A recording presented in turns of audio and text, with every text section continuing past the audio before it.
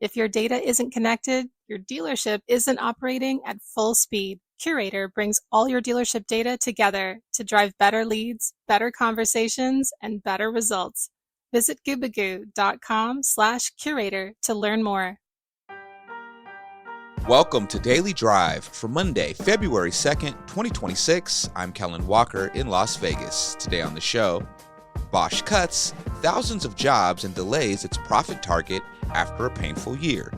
Stellantis tells U.S. employees to get back to the office full-time, and most dealers still haven't recovered their EV investments.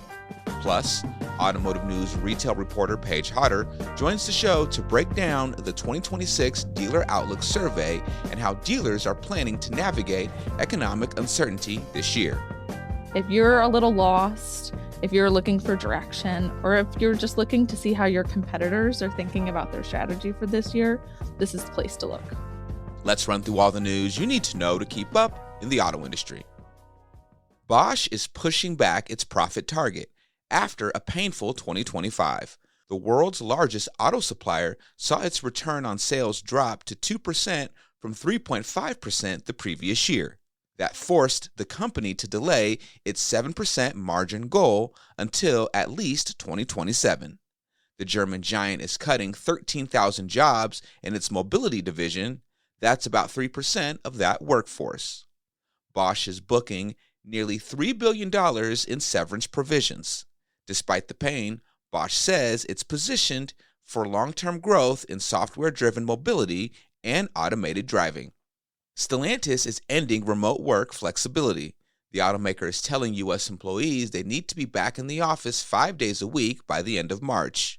The company says in-person collaboration is key as it works to regain lost U.S. market share. The policy applies to all U.S. employees who have an office to report to. This marks a major shift from Stellantis' pandemic-era new era of agility strategy, where employees worked remotely 70% of the time. It also goes further than competitors. Ford requires 4 days in office, while GM mandates Tuesday through Thursday.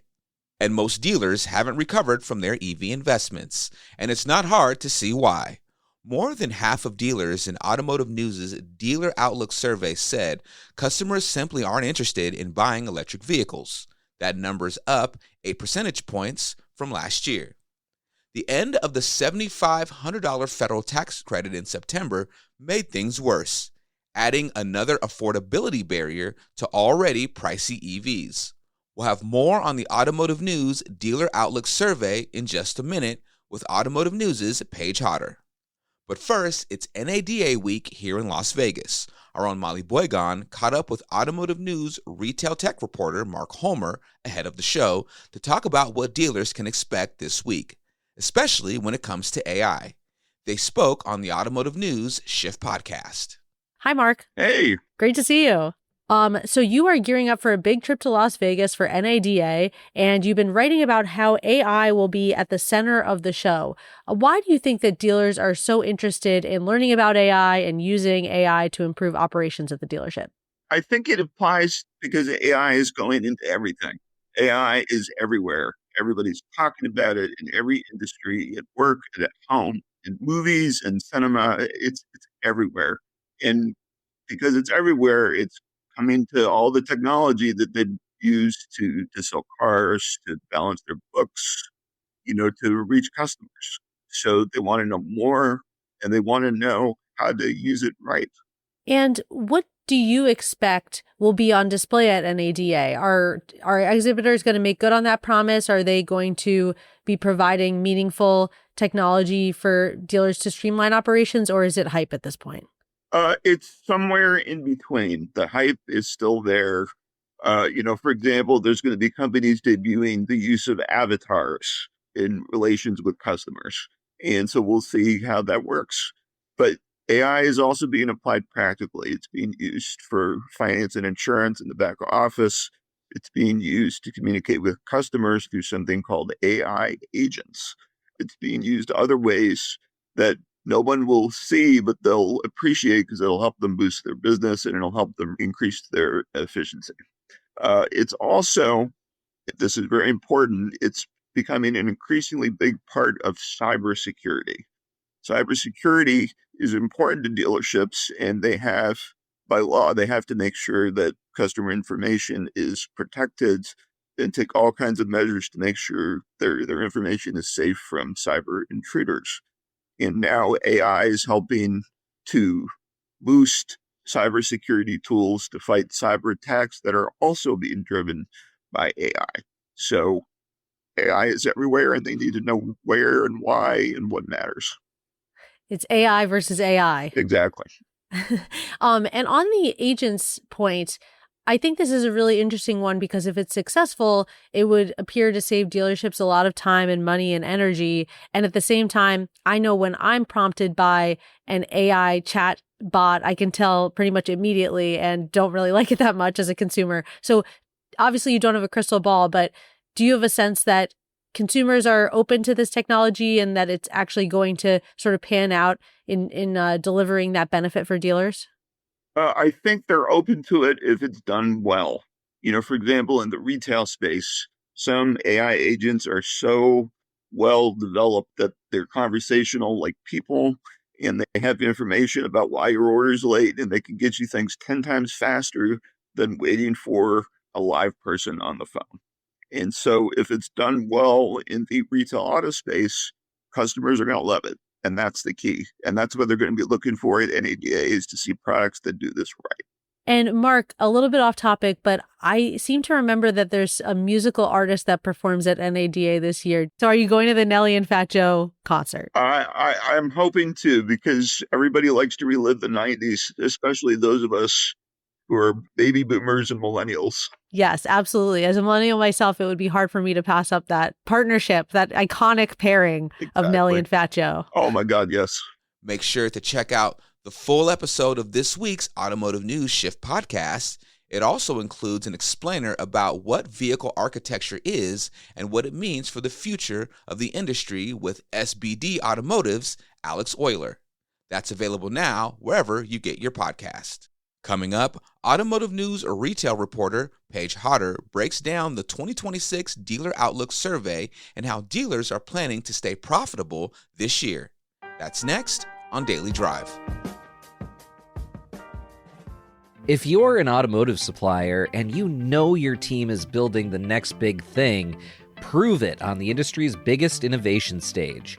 Automotive News is now accepting applications for the 2026 PACE program.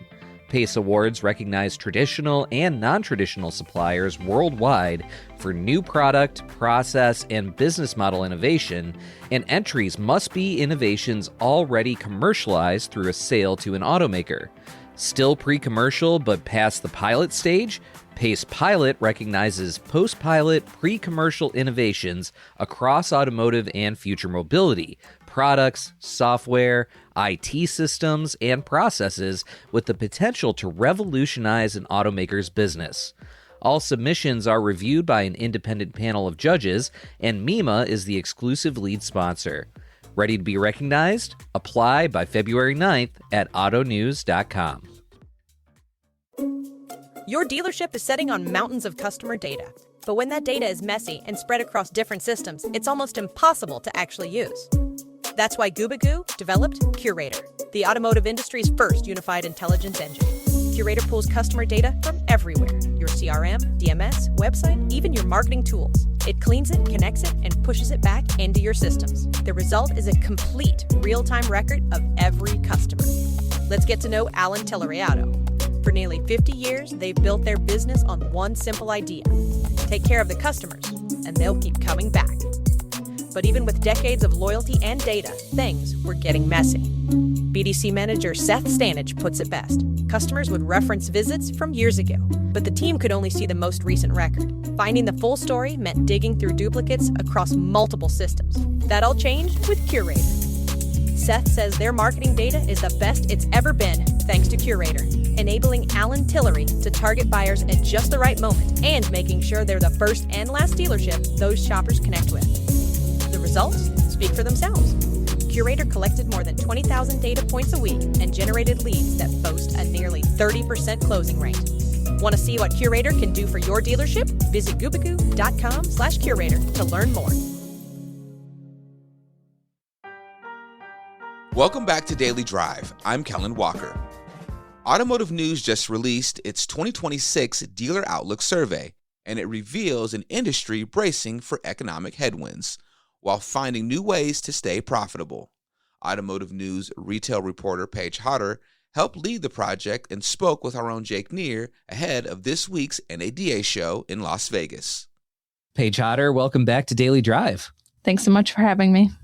So we're talking about the 2026 Automotive News Dealer Outlook Survey, very timely heading into NADA. First of all, talk a little bit about what's different this year about the survey in terms of how we conducted it, the questions we asked, that sort of thing. Yeah, so as we do every year, our data team puts together this survey to really get the pulse on a lot of the current topics that are on dealers' minds. And so the questions reflect that. But I really think some of the biggest changes came in how we approached the survey after we asked the dealers the questions. So in past years, we've really done pretty in-depth breakdowns of the results, walking, our audience through how they responded to different issues. But this year we decided to push a little bit deeper, okay, this is what dealers are feeling, but what does that mean and how are they acting on it? And so in my main story for the project, I really took a deeper dive at some of the pain points that came up in the survey and, some of the opportunities.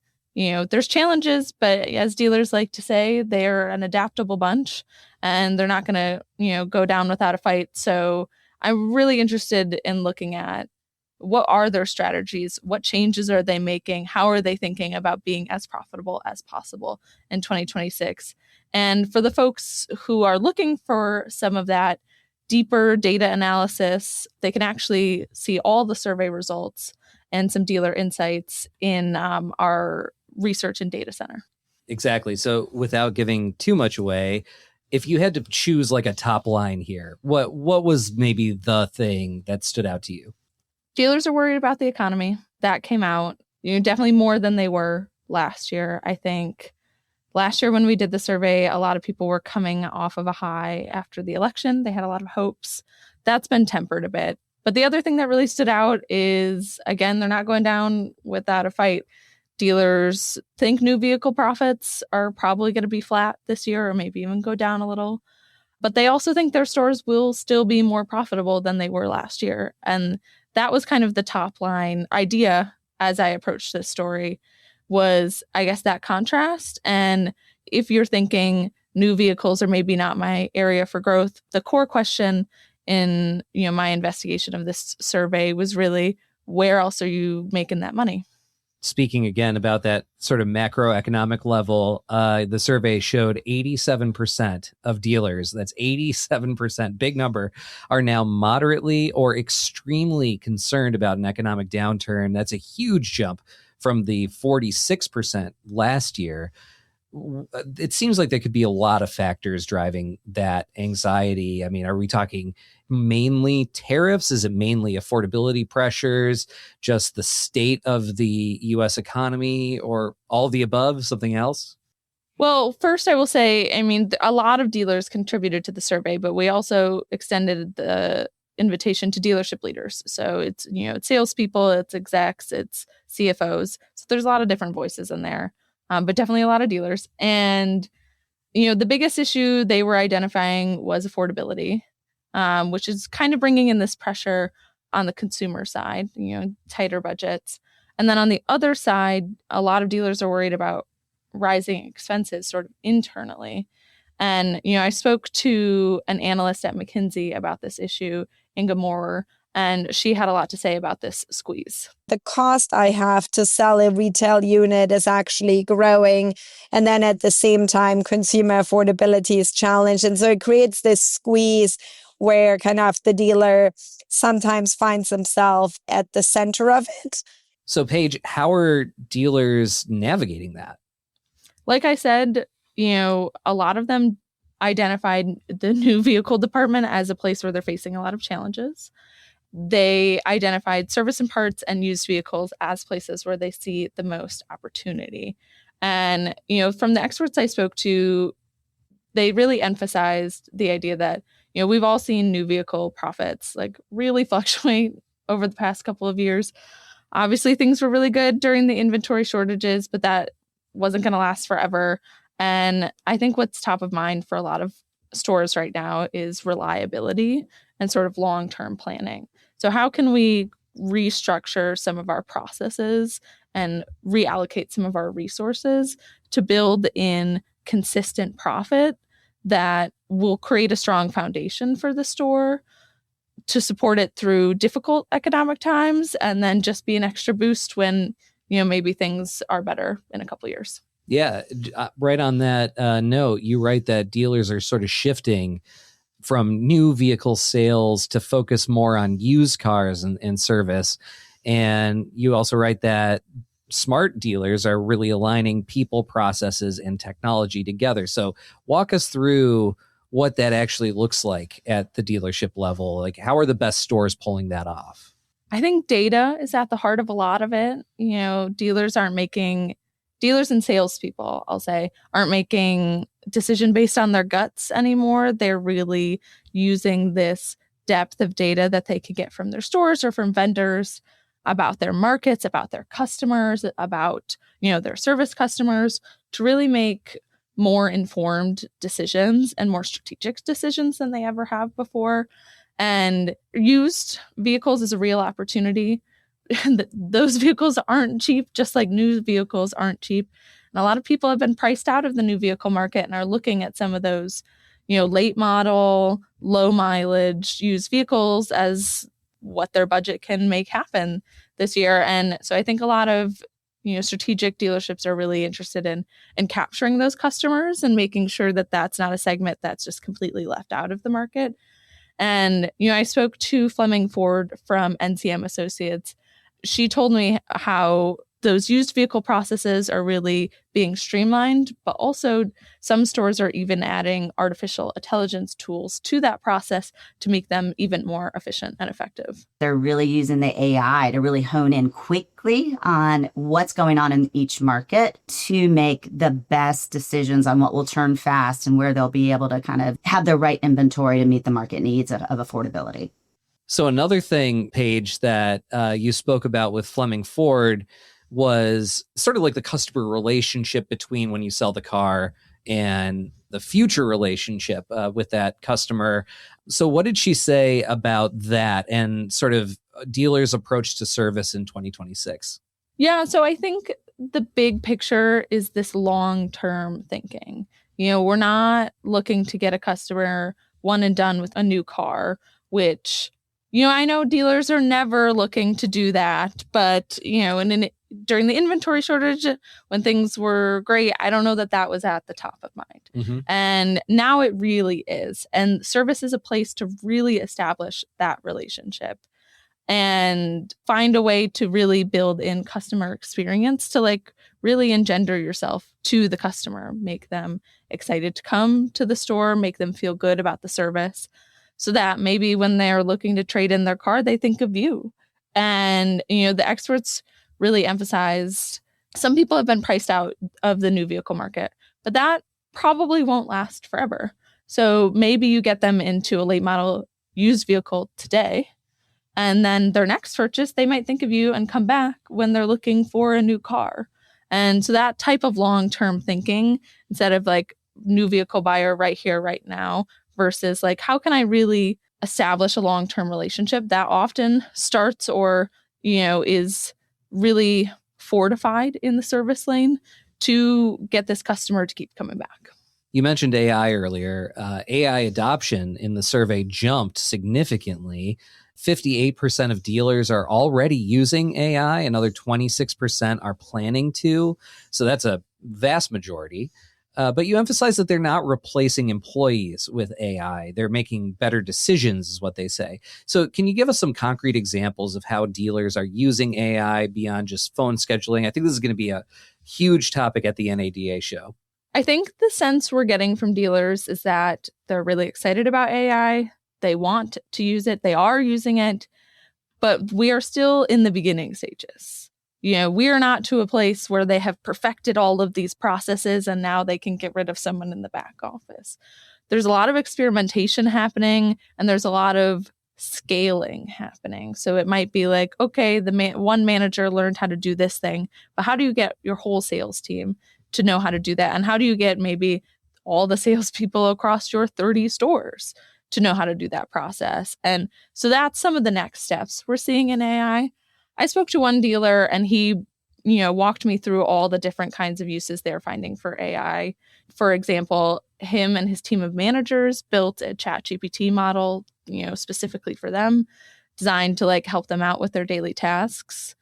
And he said that tool in itself has saved them like thousands of dollars in kind of random stuff. He was like, we get a lot of offers for, marketing opportunities, sponsor the softball tournament or something like that. And in the past, they've had to then hire an outside person to create marketing materials for them. And now he can go into these tools and have them just create something that is either good enough or a good enough start that he can finish it off without having to hire someone else. So it's kind of saved him some money on these outside charges that, they aren't really consistent, but they do come up and do add up. So bad news for marketing firms, good news for for dealers in that case. But all right, well, Paige, anything else that you want to add about the survey this year? We really wanted to make it a playbook for dealers. If you're a little lost, if you're looking for direction, or if you're just looking to see how your competitors are thinking about their strategy for this year, this is the place to look. All right, Paige. Well, safe travels to Las Vegas. I will see you there. And we are going to be covering the show front to back this week here on Daily Drive and in the pages of Automotive News. Thanks for talking to us about the Dealer Outlook survey for this year. And if anyone else is interested in checking it out, it's at autonews.com. Thanks again, Paige. Thanks so much for having me. That's Daily Drive for today. I'm Kellen Walker. Thanks to our own Vince Bond Jr., Riley Hodder, and Mark Homer for their reporting for today's podcast. We also had reporting from Michael Gerster of our sibling publication, Automobile Voca. You can get the latest news on this week's NADA show in Las Vegas and everything happening in the auto industry at autonews.com. Come back tomorrow for a conversation with Chrysler brand CEO Chris Fuel. We're definitely pivoting away from the intention of positioning Chrysler as an all-electric brand. It's obvious that customer preferences and needs have shifted. We'd love to hear from you. Let us know what you think of the show and the topics we covered today. Send us an email at dailydrive@autonews.com or leave us a voicemail at 313-444-2774. And if you enjoyed the podcast, remember to like, leave a review, and subscribe so you never miss an episode.